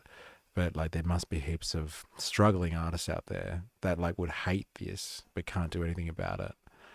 because they need it to survive. In addition to being the co-founder and chief executive of Spotify, Eck is the founder of the investment fund called Prima Materia, which recently reportedly led a new round of investment in Helsing defense company that sells software that uses artificial intelligence to support the actions of different nations' military. No, they don't. We read their website. They only help out in the interests of democracy. This is slander. Get it right. They only are doing military defense tech to help all of the democracies out there. It's a public service, really.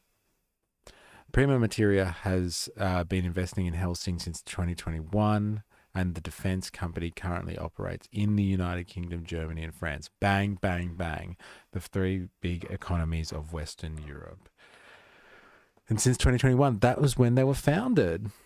Deerhoof also criticized Spotify's treatment of artists and questions its status as a platform for music discovery. Spotify is flushing itself down the toilet.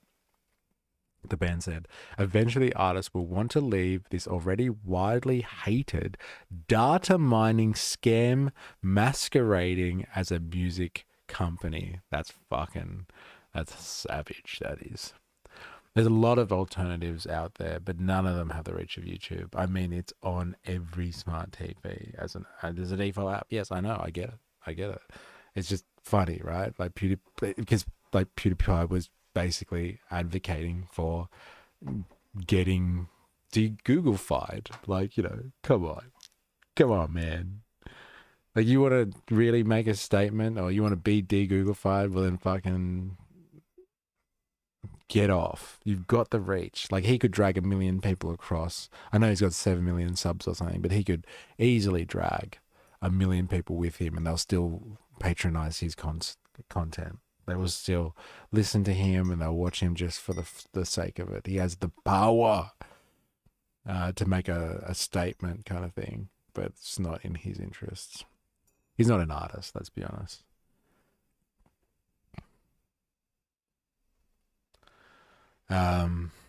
Yeah, what is that? What do they call it? Eventually artists will want to leave this already widely hated data mining scam masquerading as a music company.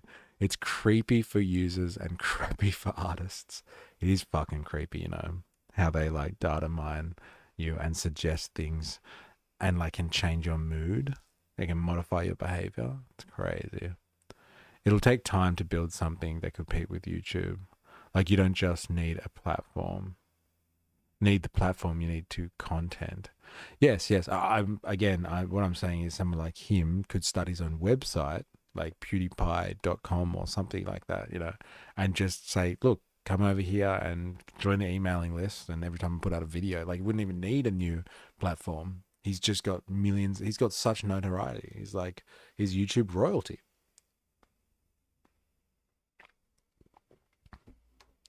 The band continued.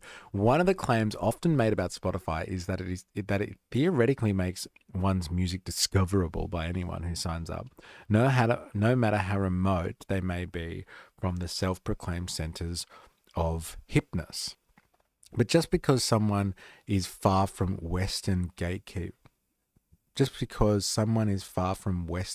gatekeepers does not mean they lack culture or need to hear our band. Deerhoof is a small mum and pop operation and know when enough is enough. We aren't capitalists and we don't wish to take over the world, especially if the price of discoverability is letting oligarchs fill the globe with computerized weaponry. We're going to pass on the supposed benefits. Concluding their statement, Deerhoof said, we aren't sure exactly how soon the takedowns can happen, but it will be as soon as possible.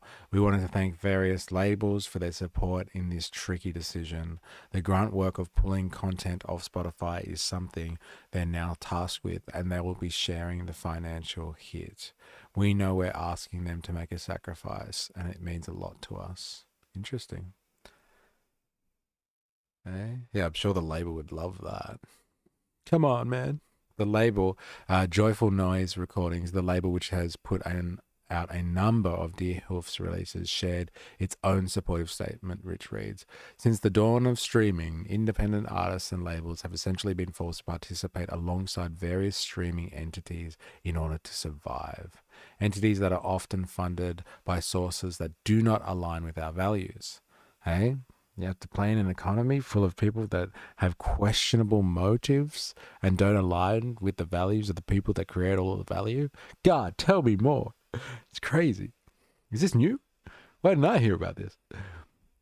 As an independent record label, we serve the artists. It is ultimately their decision to present their material on whichever platforms they choose. It is with this in mind that we hold no judgment towards any artist that wishes to keep their music on the platform. Dun, dun, dun.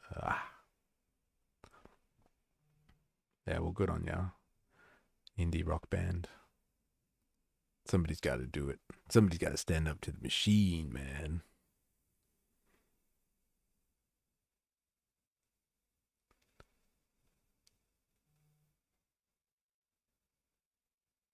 There you go. Well, there it is.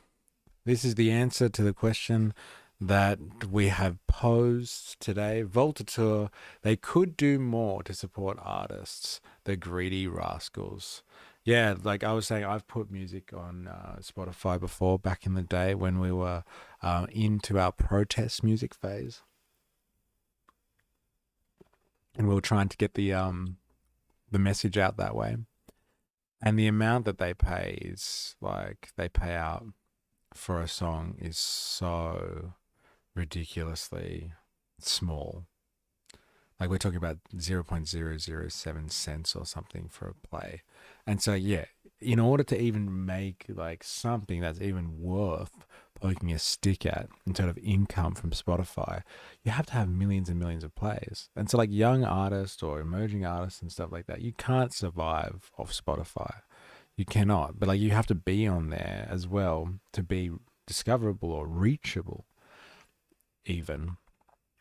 Just so, you know, just in case you come across people. Like I remember performing somewhere once and someone was like, "Oh, we liked this music. Are you on Spotify?" And at that point we weren't. I think we were on SoundCloud. That was the only thing that we were on. And they were like, "Oh, that's too bad." And they walked up. They were like, "Oh, I really like the music though, so see you later." I was like, "Wait, we're on SoundCloud. Come back." Yo, what's up, my revolutionaries? How we doing? Welcome to see you. To see you is nice. I still download albums and put them on an iPod Classic that I use for my car's sound system. That's fucking hectic. That's a way to get around the system. They don't make those anymore either. I'm pretty sure iPods don't actually exist anymore as well. I don't know if you can buy them. That's fucking old school. And that's how you get around the system too. Abalava, it's unfortunate that having any sense of morality in capitalism results in lower income unless you're able to sell yourself. Yeah, unless you've got notoriety or something like that. It's very difficult. Compromise your morals equals makes money. Yes. I think it's like a race to establish yourself. Like I said, if you've got clout, it's so much easier to make a statement. If you've got to survive, you're just like everyone else. Because, like, you know, people could make the argument, you know, hardcore Marxists or leftists or something. You can make the argument that, like, participating in a wage labor situation means you're compromising your principles. If you don't like the capitalist mode of production, why would you sell yourself on the labor market? That is a compromise of your principles because ultimately your labor is going to help the capitalist class. Your surplus value helps make profits for capitalists. So like you could go down an absolute rabbit hole and minefield of complicated compromises if you start analyzing everything that people do and just say it's all about making money and you can't have morals. I think, unfortunately, that is the plight of the working class, isn't it? That we have to struggle with the fact that we're being exploited and our participation produces more of that exploitation. Hence why, in the final analysis, it is up to us to seize the means and produce a society that is not built around the exploitation of the laboring class by a dominant class, whatever that may be. It should be the people that make the value that have a control over value production in society, not your Daniel X of the world, who were very clever, determined, but rather exploitative, it would seem, persons who have a good understanding of tech and are able to conglomerate people like their classmates or like fresh university graduates to build their little empires. Those people are always going to exist, but it should be all of those university graduates that have a share in the however many hundreds of billions of dollars worth of Spotify is, or the valuation of Spotify. They should be the ones that are the shareholders of that company. Like, take it off any type of trading platform. It shouldn't be on a market somewhere. They should own the entirety of Spotify because they help produce it and they're probably still working there, slaving away. And they'll probably make more ethical decisions when it comes to what to do with the proceeds and the profits of owning a platform like that. They will probably choose, I'm just saying, they'd probably choose, this is speculation, but I'm entitled to it. They'll probably choose to pay artists more, I would say. Because like at the end of the day, when you're democratized something like that, an entity of that nature, you'll have divergent opinions on what to do anyway, and people will make decisions, and they'll probably make decisions that are good for the business. And there's no argument to say that paying the artists more wouldn't be good for the business. It may provide some type of upsurge, and more people will scramble to get on the platform because they know it's worth it in their interest to help survive in a system based on the sale of your labor power. So you never know until you seize. You never know until you seize. Seize the means. Yeah, it's all part of the iPhone now. Yeah, no more iPods. Sorry. Same issues with YouTube is why Pewds can't get rid of that one. Yeah, it's where the people he want to reach are. All good to hold onto your values and decouple completely, but it doesn't help if you just talk into an empty room. Yeah, but like, again, he has so much clout. I reckon he could easily pull 1 million people to his own website. I've seen other content creators do it. I've seen other people do it. They've got a website, an alternative platform, and like he could definitely pull like 1 million people. That's a lot of people. Yeah, and like he could have all of the revenue. He wouldn't have to share anything with YouTube. He could take it all, man. Seize YouTube. Yeah, seize YouTube. Seize it all, man. Seize all the streaming platforms, all of them. Well, so it's a monopoly of social media companies, kind of forced to use them if we want to interact with people and spread ideas, despite the censorship. How do you fund it? He has advertising. He has heaps of people clamoring because he's got eyeballs on him. So if he pulls 1 million people across that are willing to be on his email list and watch his content when ever he decides to make it and gets eyeballs, there'd be so many advertisers that would pay. Now, he has advertising in his stuff anyway. That's the issue and the blockage with platforms like Nebula. Yeah, though I wouldn't judge anyone for doing what they need to survive, though I mean actually survive, not keeping profits of a business in the positive. Yeah, no, I get it. Yeah, it's a complex situation. It's the dilemma of the working class. It is our burden. It's our cross to bear. And what are we going to do with it? Who the fuck knows? Who the fuck knows? Yeah, this has been an interesting one. Volta, have you been here the whole time? Have you actually seen and been across what we've been talking about? We've been jumping fucking all over the place today. We've read about what Spotify's up to in terms of its latest investments. They're spending Oh, sorry, Spotify. Sorry, Spotify's CEO and founder, Daniel Ek, he's been pumping more hundreds of millions of dollars into a company called Helsing, which is a German-based AI defense tech company, which started only 4 years ago. It's worth billions of dollars, 12 billion euros as per one evaluation.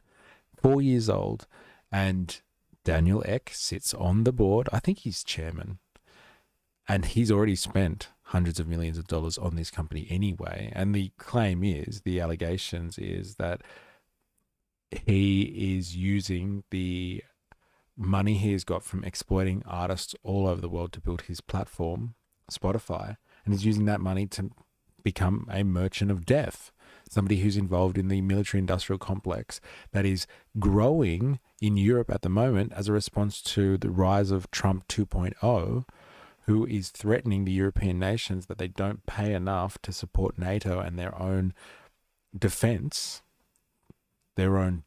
spending. And so in the heat of this geopolitical tension, we have a rise in what Boreas loves to call, and it's a great term, military Keynesianism, because the European economy is pretty screwed up at the moment anyway. And so they're looking to find a way to stimulate the economy, and they can't do it through, it would seem, entrepreneurial tactics that are traditional, like developing an industry and developing in local infrastructure. So they're turning to investment in the military to help pump up and prop up their economies. And in the heat of this military Keynesianism, you have someone, a visionary like Daniel Ek, who's like, ooh, I can see there is a lot of European governments that are going to be spending big time on military contracts to private companies, and the future is all in the AI space. And so not only has he had the foresight to invest in them already, he's pumping them up even bigger, so they're going to be able to service the UK, which they're already doing, France and Germany, the three biggest economies in the Western European scene.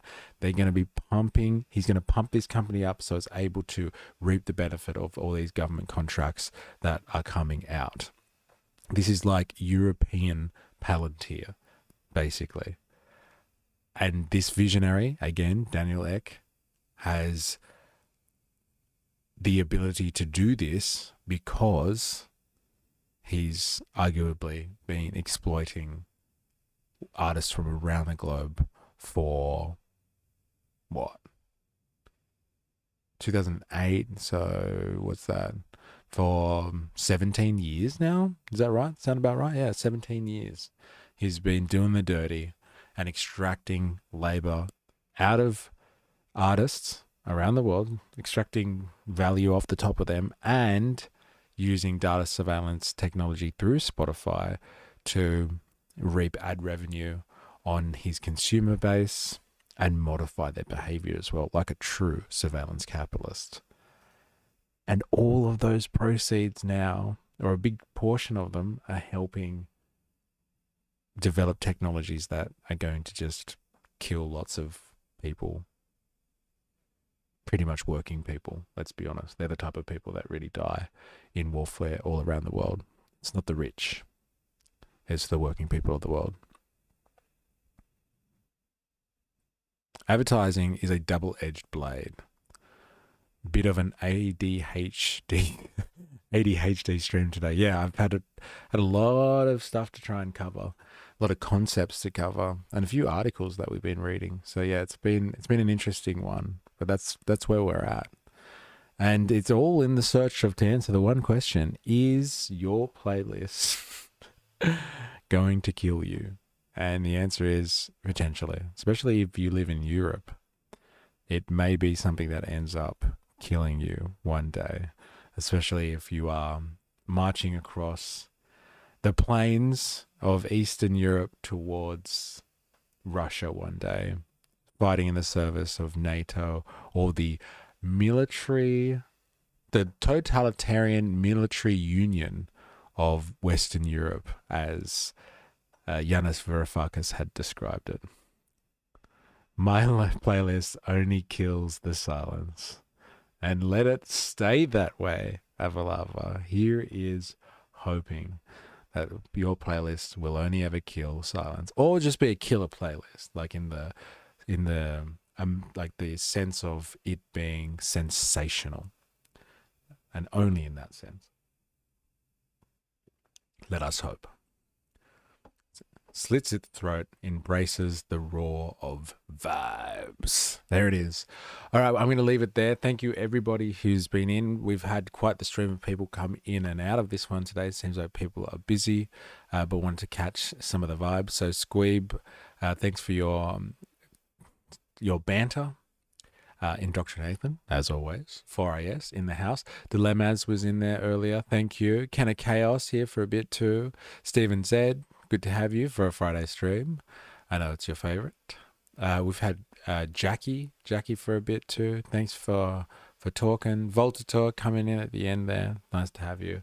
Avalava on the stream chat. And yes, if you've been listening to this and you want to be part of the conversation, come and join us on Discord. I'm just going to put the invite in so you can find it, especially if you're watching this after the fact. Here it is. Oh my God, I put it in the wrong place. I put it in the stream chat. Whoops. Here it is. People that are on YouTube. And yes, if you want to get notifications, please come on over to Patreon, because I don't get notifications to people through social media. It just doesn't work like that. That's not how the algorithm works. So come and join and become a free member on Patreon. And if you can assist financially, I will be very much appreciative of that. Avalava, you mean I joined the Discord from Discord? Thanks, man. Yeah, that's some Inception shit right there. So yeah, thank you everybody. And we will be back on Monday on YouTube for another stream. And as always, please remember, I am, you are, we are mystery. Enjoy your weekend. See you next time. Cheers.